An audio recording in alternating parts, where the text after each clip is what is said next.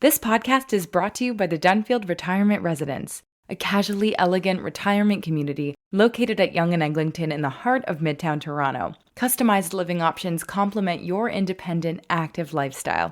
Learn more at thedunfield.com. I really learned how much I did not know about Jewish culture and music. Hello, bonjour, shalom, and welcome to Culturally Jewish. I'm David Sklar. And I'm Ilana Zakon. On this week's episode, we chat with composer Rita Ueda and Professor George Bluman on their new opera about a man known as the Japanese Schindler. Mama always wanted me to be a doctor, but I became an artist and that really shocked her. Now I'm interviewing people in the biz, pros and newish, but all of them are artists and they're culturally Jewish. David, how are you holding up? Right, I don't think we've let people know on this podcast, but about 2 weeks ago, my father unfortunately passed away very suddenly. I was actually at the airport getting ready to go back to Calgary when I got the phone call that no one ever wants to get. And I had to immediately drop all my plans, come back and deal with that. It was very stressful, of course. My dad and I had a great relationship. He was, what we've discovered during the week of the Shiva, he was a man loved by so many people. So many people who I had never met before, but he had this kind of old boys club, this breakfast club that he would attend once a week. And all these people would come up and just say what a generous man he was, what a kind soul he was, and how he was always giving advice freely all the time to his friends. And part of his job as he was entering sort of semi-retirement, he would go to the children's hospital here and he would hold the babies. So we even had members from the medical clinic come and just pay their respects too. Look, I'll be very honest. It was exhausting. I don't know if I ever want to do another Shiva again in my life. I don't know if I ever want to eat another Danish again in my life. And I would say as we started it, I wanted to get out. I did not want to be in the house at all during any of this, but I think it was such a worthwhile, beneficial thing to hear all these wonderful stories. And my mom was mentioning that maybe starting a new tradition at the Shiva is that people come in and they write down a memory of the person just to share with it, because my mom was hearing all these stories and we're not able to retain all this information, right? Of course, you're in still a state of shock, but to start a tradition at a Shiva where you write down something about the person that passed, something beautiful, something nice that the family could then have, collect, and keep forever to really bring back that memory. So that's a really beautiful idea. I think it's a great thing that we should start possibly. I'm here for the time being because there's still a bunch of things that we need to wind down with his life. But I'm glad I'm here. And John was amazing. John stayed for 2 weeks here to look after not only me, but also help my mom in a lot of processes. So I'm so grateful that he was there and grateful to the community at large too for coming. Well, we're all, sending our condolences to you and your family here at the CJN. Thank you. And David and I are together again. Yes. In his childhood home. So the small, tiny childhood home that I cannot get out of. One positive thing is it's nice to be able to spend time together in person. And I hope that, even being able to talk about it out loud on the podcast helps, give you some sense of comfort and honoring your dad's legacy. I agree. So thank you for coming over. And it's great because it is great to share these moments with a bunch of different people. So thank you very much.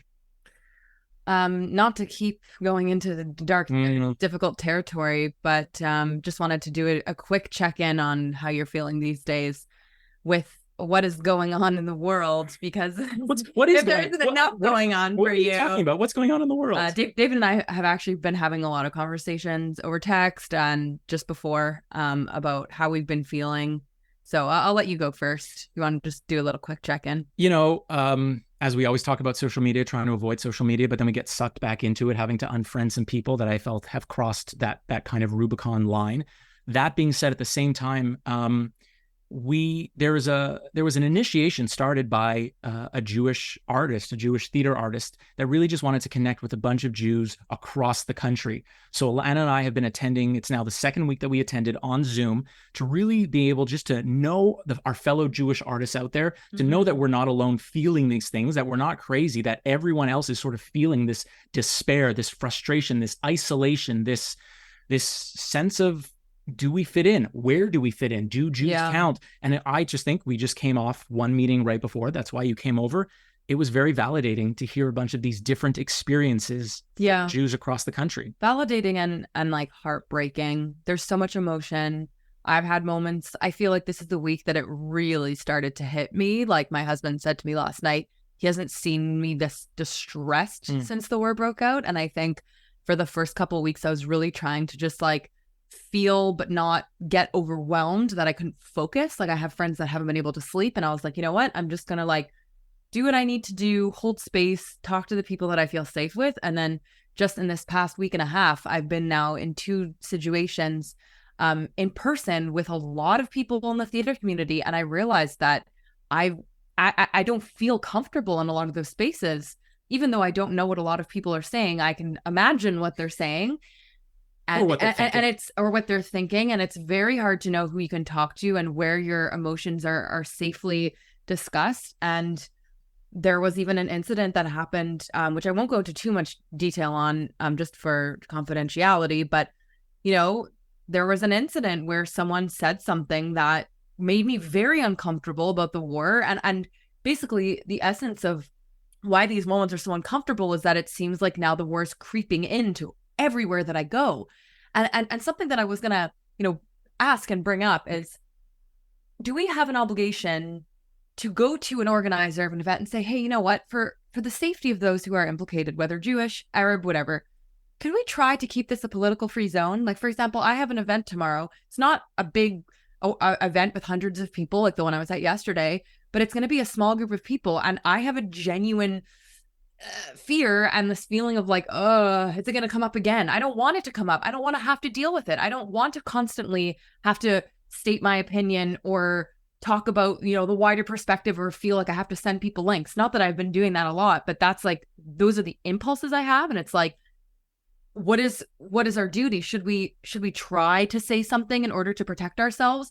Should we say nothing in order to protect ourselves? Like, I don't know. Yeah, no, it's a really great question. I don't know, because sometimes it seems like every time you're doing this, you're going to like re-traumatize yourself, but people do it's going to be brought up again and again. I just expect it to be like this issue. And it is. That's the problem, is I kept thinking like, I'm probably overreacting and it's not going to come up. It's not going to come up. I'm probably just getting fearful. And then it just does. And it's done in a way that's so insensitive.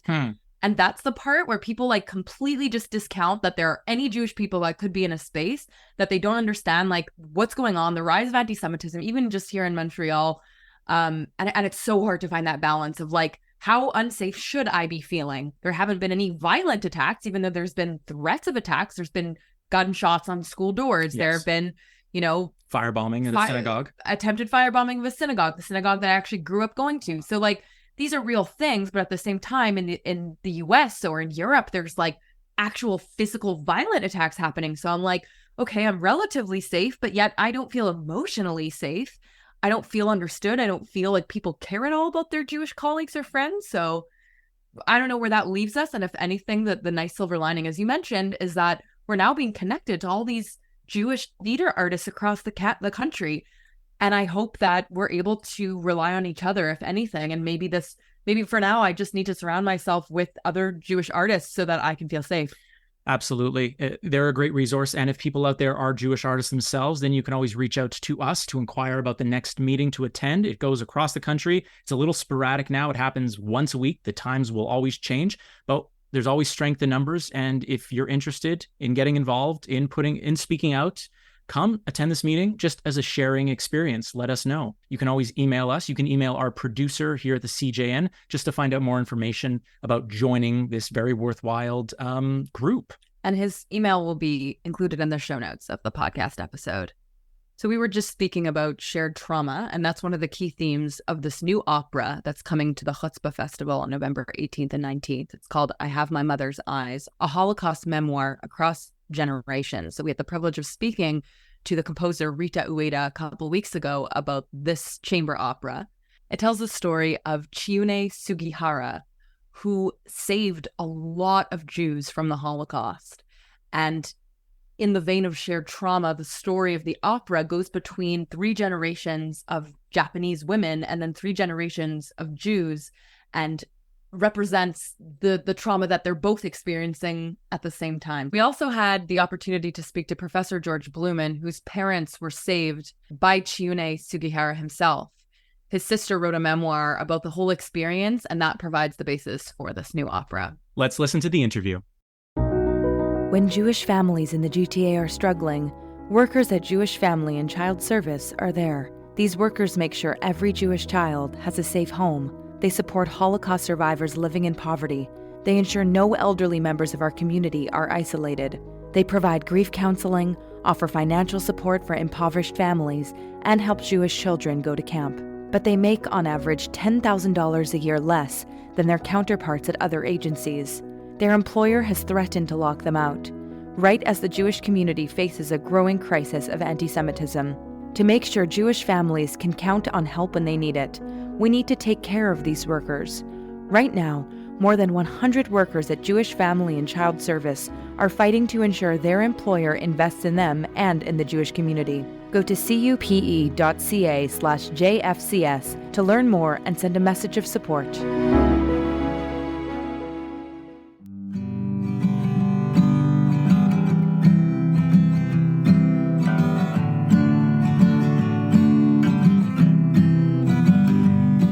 George, can you give us a brief overview of how Sugihara saved your family during the Holocaust? Okay, well, my parents were from Warsaw, Poland, and then after the war broke out, they eventually escaped to Vilnius. In Lithuania, my father knew that they had to find a way to get out. My father's brother and his sister-in-law, they got Sugihara visas, and they visited him and told him about Sugihara. So then he went to see Sugihara. Despite the fact that my parents did not have a Curacao permit, Sugihara still gave them a visa and had the chutzpah of putting an entrance to Curacao on it without having any Dutch verification. They went to Suruga, Japan, and then from there they went by train to Kobe, and there they stayed for about 5 months. My father would go regularly to Tokyo to visit various consulates or various embassies, and they all would say no. But finally, one day he met on the streets of Tokyo a former professor from Warsaw, who was also on the Sugihara list, and he told him to go to the Polish embassy. He said that they had 25 visas for Canadians for the duration of the war for Canadians who had professional backgrounds, like my father was an engineer, agricultural engineer. So they went there, and lo and behold, they were able to get visas to Canada.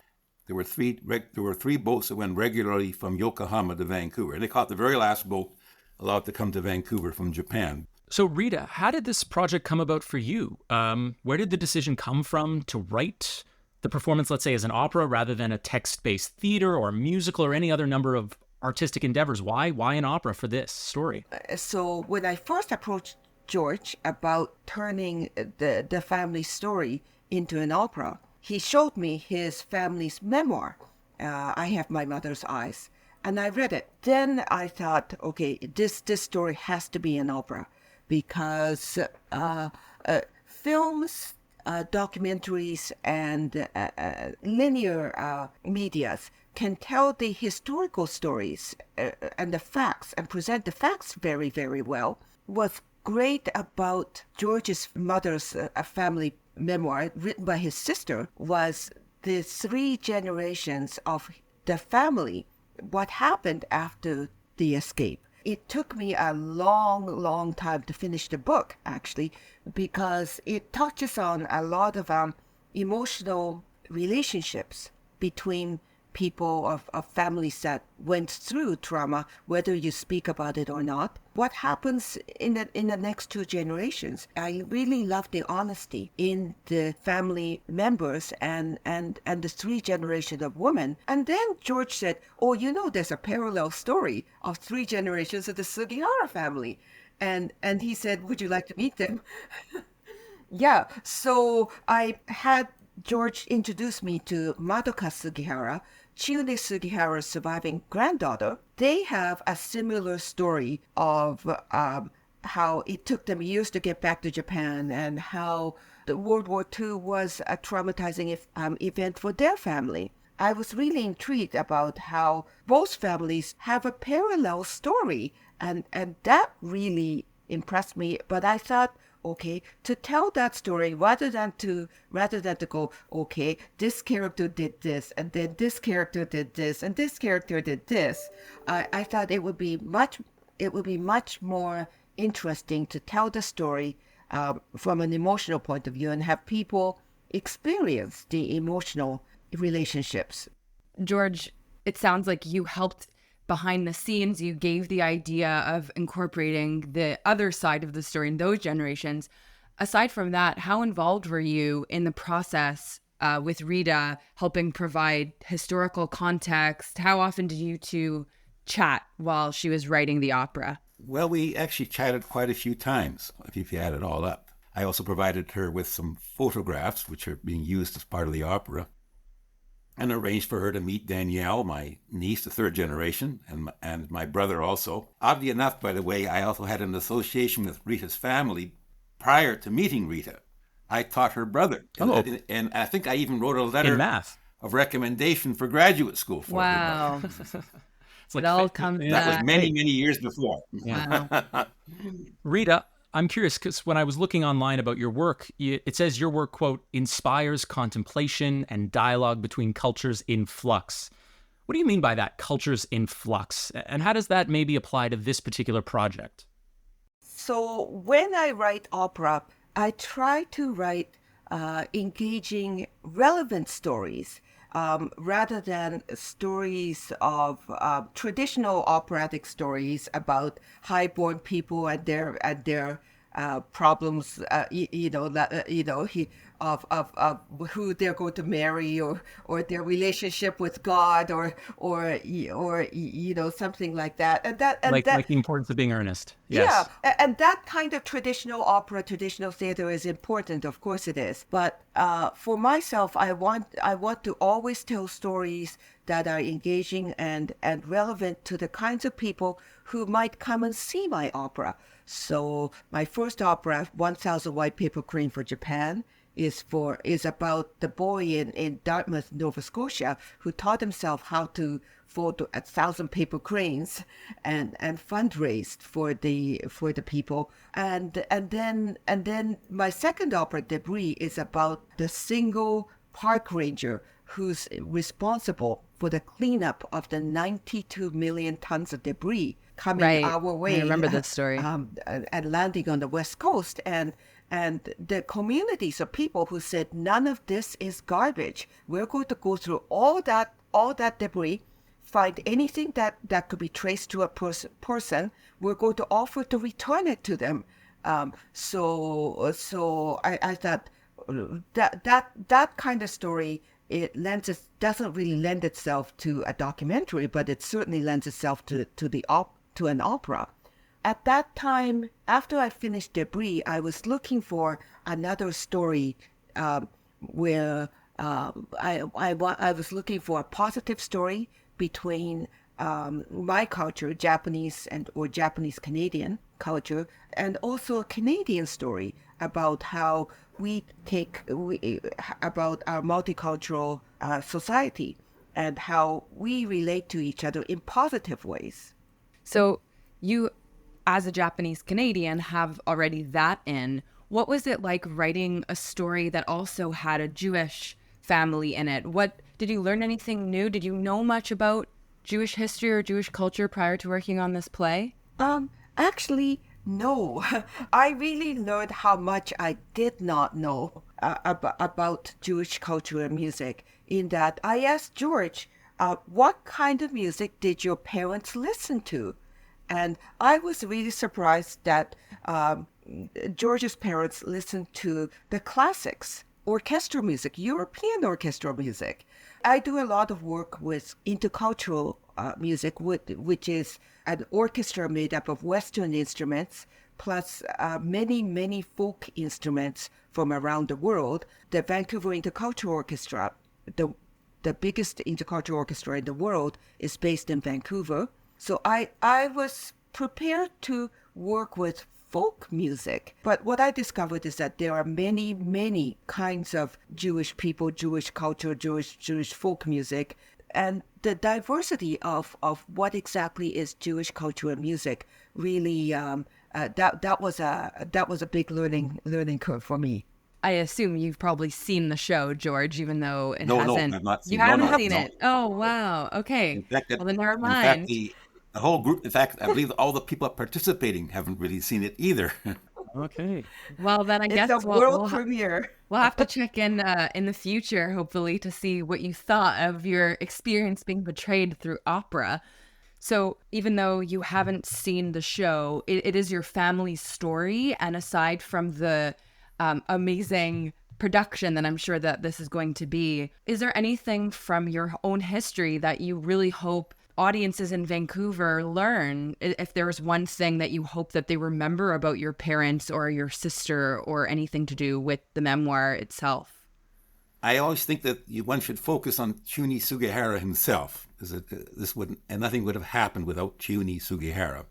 And this is a positive story connected with the Holocaust, and I think that that's the most important thing: the remembrance of Chiune Sugihara and the impact and the impact he has on those who survived. That's the important thing. Just to cap us off, Rita, if there's anything that you would like to add about your experience working on the opera, or what you're excited for Vancouver audiences at the Chutzpah Festival to see.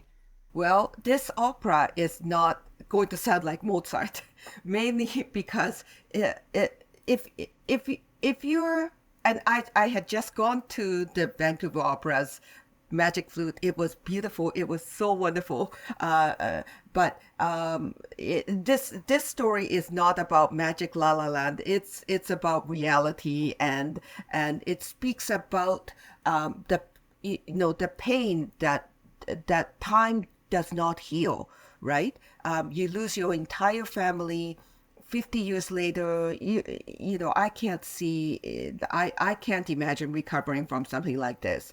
And so the music is not going to be, it's not going to sound like Mozart. So it's going to be, it will be contemporary piece of opera.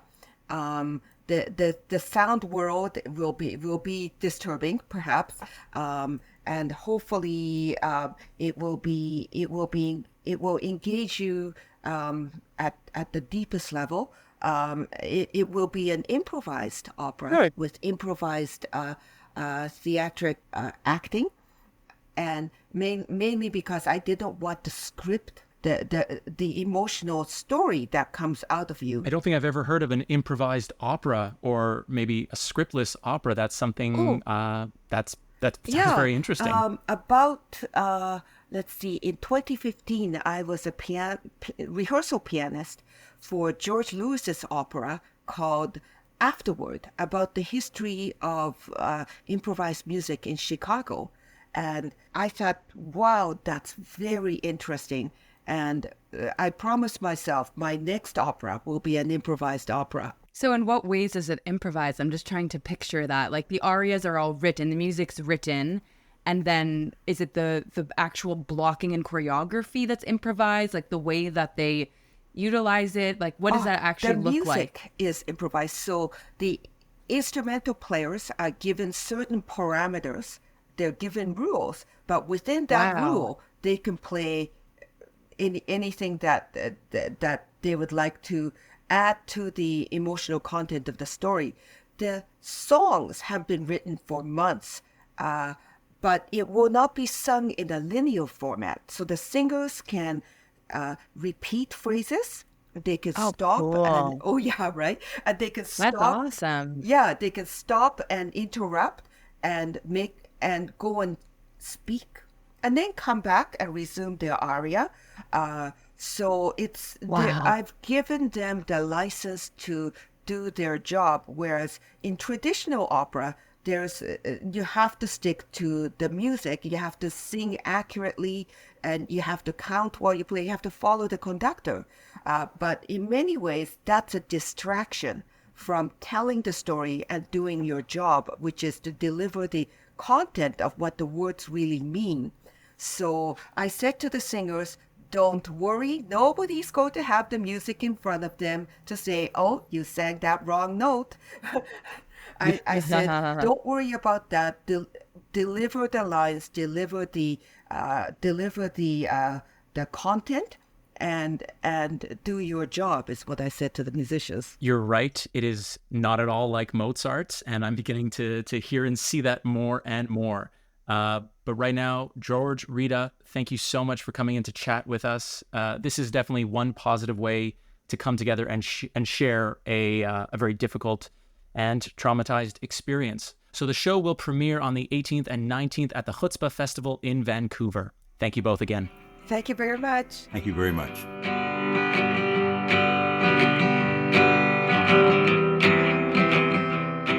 And now we come to the portion of what is happening across this Canadian landscape of ours. Obviously, this opera is set to debut in Vancouver on November 18th and 19th at the Chutzpah Festival. Here in Montreal, the next Siegel Center show is about to premiere Boy Falls from the Sky with Jake Epstein. I believe, David, you interviewed Jake on our old podcast. A year ago. Yeah. A year ago. So that show is his one-man show, all about his experience playing Spider-Man on Broadway, which, if you know anything about the show, was a huge flop. So I have not seen the show, but I've heard wonderful things about it. It's playing from November 19th to December 10th, and it's a compilation of stories and songs, and he shares his experience of being a Canadian on Broadway. Exactly. And his experience of being a very famous Hallmark actor, playing like the Jewish side of all those shows. And we had a chat about that on, exactly as you said, the previous interview I did with him. Take a listen, if you want to listen to my interview with Jake Epstein from a year ago on Bonjour Chai. Also happening right now, I want to bring attention to this. It's online and it's happening right now, and it's on YouTube as well. It's called Bring Them Home, a Broadway Prayer. Unlike during COVID, when a bunch of actors decided to randomly get together, like Sarah Silverman, James Marsden, and Jimmy Fallon, do you remember when they came together to sing Imagine like day 6 into the pandemic? Or has this been wiped from your memory, Elena? It's been wiped from my memory. It was too traumatized. It was early days of COVID. It was pretty awful, but this time I think they did hit it out of the park. So people like Tova Felshun, Jeremy Jordan, if you know Jeremy Jordan, big famous Broadway actor, Billy Porter, and dozens of other artists and musicians came together to sing for the release of over 200 Israeli citizens currently being held captive by Hamas. I thought it was beautiful. It was really beautiful. They're singing Bring Him Home from Les Miserables, but it's Bring Them Home. Definitely check that out. If you're in need of something light and you're based in Toronto, there is an event coming up on November 18th and 19th. Legendary comedian and Broadway star Robert Klein will be performing at the Harold Green Jewish Theatre, and it's billed as an unforgettable evening of laughter, story, and song. And one other thing I want to bring up to our attention, and I will be attending this event. It is here in Montreal on November 16th at 7 p.m. at the Museum of Jewish Montreal. It is called Je vais, tu vas, Shiva, a conversation about death. We obviously all face mortality. This is a great event for Jews to come together and get steeped in the world of death, to make it really less taboo. A subject I know many people don't like talking about. It does touch all of us, and we all can't escape without going through it. So they're going to bring Dan Misha Goldman, a musician and a music therapist in palliative care, Rian Lucier. I'll be there. If you're in Montreal, come and say hello to me.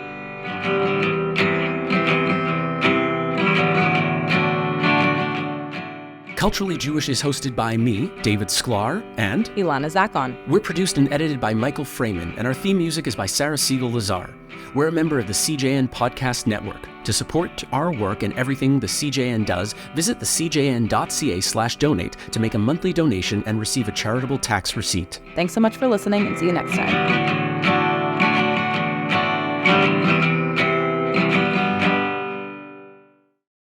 The Dunfield Retirement Residence offers customized living options to complement your independent, active lifestyle. Welcome home. Welcome to the Dunfield. Visit us at thedunfield.com to book a personal tour.